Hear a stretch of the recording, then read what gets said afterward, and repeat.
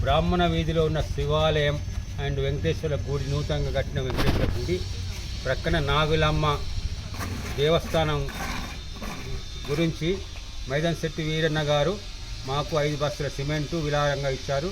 కొంతమంది ప్రజలు కూడా నాగులమ్మకు విరాళంగా ఇవ్వాలని నా యొక్క విన్నపం.